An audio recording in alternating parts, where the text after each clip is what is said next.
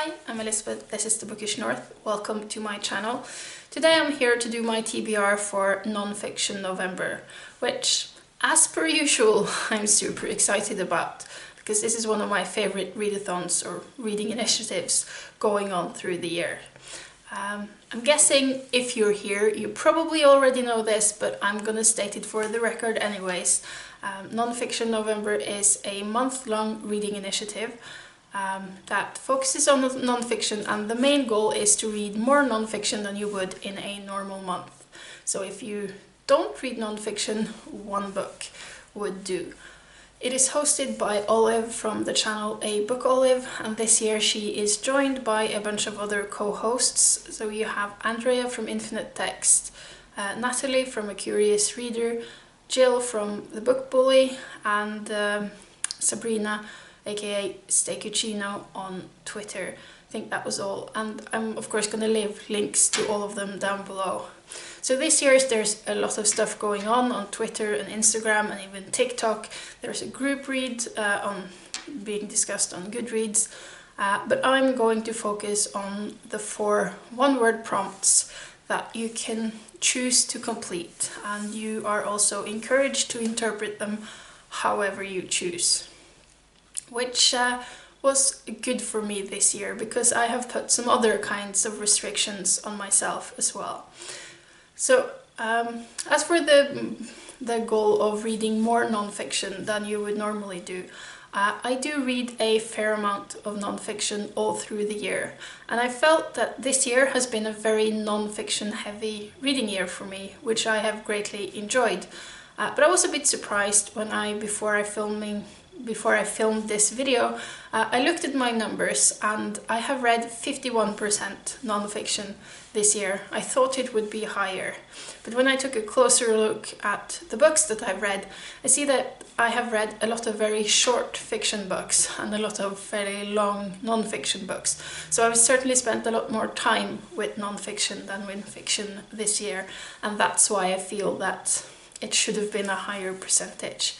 But I'm fine with it being like 50-50. It's a nice balance. But yeah, that means that my goal for November is to read more than 50% non-fiction this month. Ideally, I would like to actually go for 100% non-fiction this month, but I'm not quite sure if I'm going to be able to do that. So main goal is more than 50.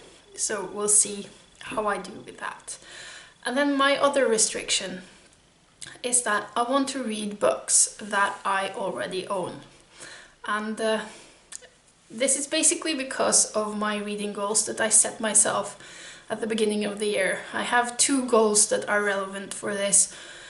One of them is that I want to read at least 30 books that was on my shelves at the beginning of the year. So far I think I've read 22, so I have a fair chance of actually doing that. And then my other goal, well, I had many goals, but the other goal that is relevant here is that I said all books acquired during 2020 should also be read during 2020. I can already tell you that I will fail this goal miserably because yet again I have bought way too many books for this to be possible. But the non-fiction pile of my acquired books is actually small enough for it to be possible, and I'm thinking that I'm gonna try to at least to as large an extent as I can to stick to those books to make this TBR, which makes it slightly more difficult than it would normally be. Then again, I am always very bad at sticking to a TBR. So I have 4 books here that I'm going to wrangle into the prompts, but I'm not sure if these are the 4 books that I'm actually going to end up reading. We'll see. So the first prompt is time, and for that I'm being a bit creative and I'm saying that I'm choosing a book that it will take me a long time to read and that I will need some extra time to actually finish. And it is Long Walk to Freedom by Nelson Mandela. So this is his autobiography, And by saying it, I mean, it's 750 pages. I do need a fair amount of time to read this, and you might see that there's actually a bookmark in here. I've cheated and already started it, because I think if I read about 100 pages a week, 7.5 weeks is the perfect time. So I hope I will have finished this by the end of November, and it will be my pick for time. I mean, I don't think I need to tell you much about what this is. It's the biography of a man that has led a very interesting life. So I have very high hopes for this.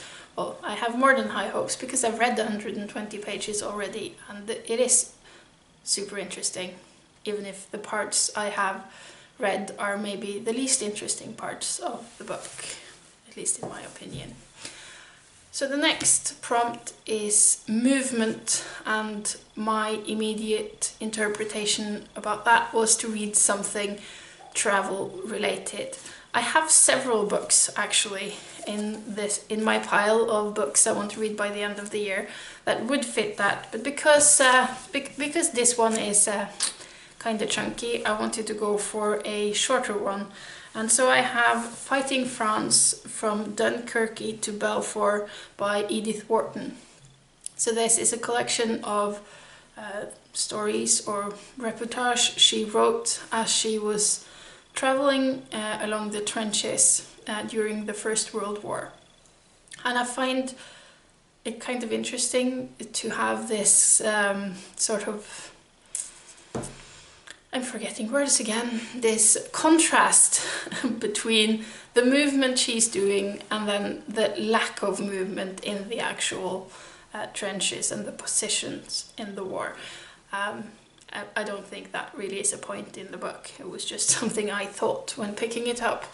But yeah, I've only read one book by Edith Wharton, which was Age of Innocence, and you know, this is going to be something completely different, but I'm still eager to see how she writes reportage. This is a tiny thing.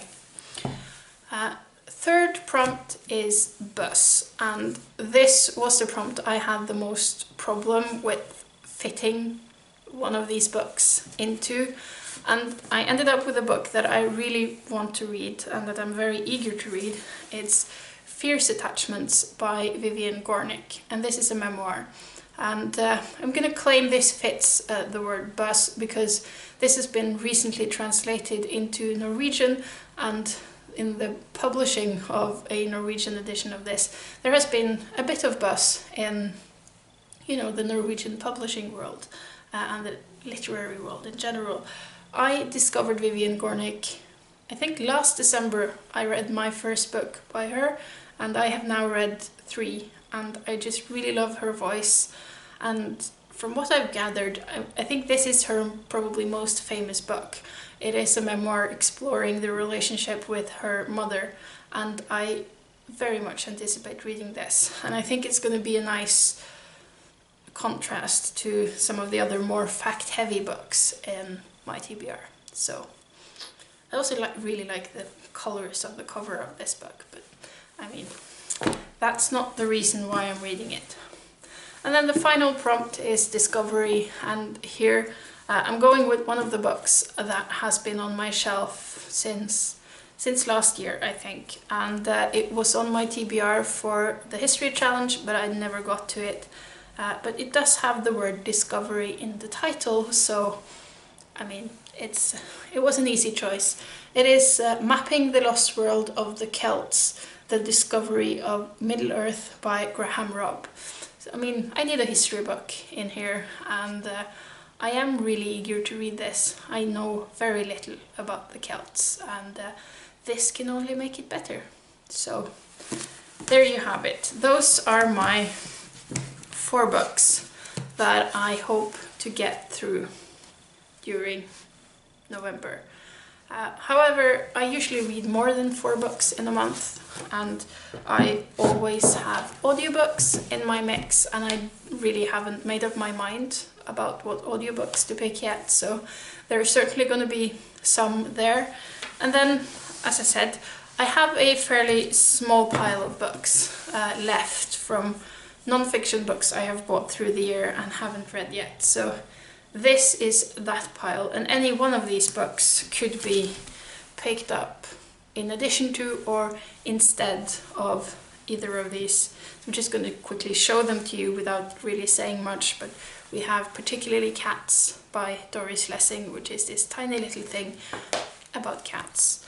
We have A Very Easy Death by Simone de Beauvoir, another really short one, which is her describing the deathbed of her mother. We have a biography, well, we have two biographies, but the first one is of Elizabeth Barrett Browning and written by Margaret Forster. It's one I want to read. And then we have this one about Virginia Woolf by Quentin Bell, her nephew. So I've been doing a project about Virginia Woolf this year with Sarah from Hardcover Hearts, and I'm sort of really into anything Virginia Woolf at the moment, but what is holding me back from this is that it's book 1 out of 2 and I don't have book 2, so I'm not sure. Then I have 2 Tudor history books.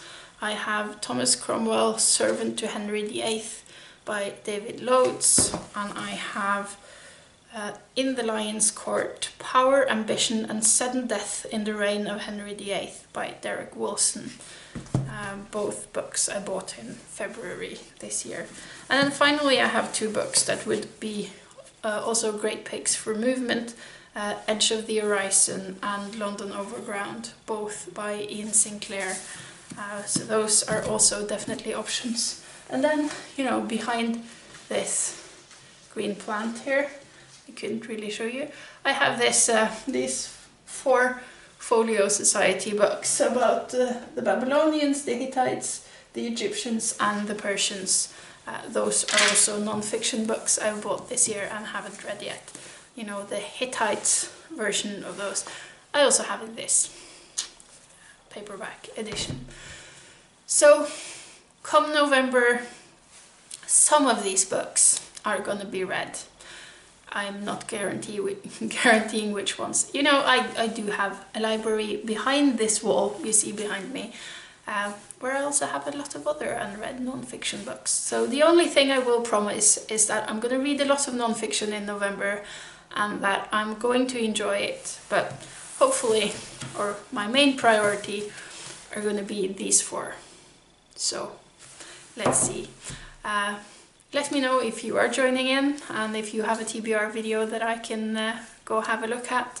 I really enjoy this time of year, this time before November as well, because there's always so many good non-fiction recommendation videos out there. I do plan to make at least 2 non-fiction related videos myself in the near future. I still haven't made that wrap-up of the history challenge that I did at the end of August, and I also have a bunch of non-fiction books that I have read during this year that I haven't talked about, so I thought I would do a sort of best of list of the ones I've read so far this year. So that are my plans before November, and then when November comes it's gonna be all about reading non-fiction, and I hope you all are as excited as I am about that. So until next time, bye.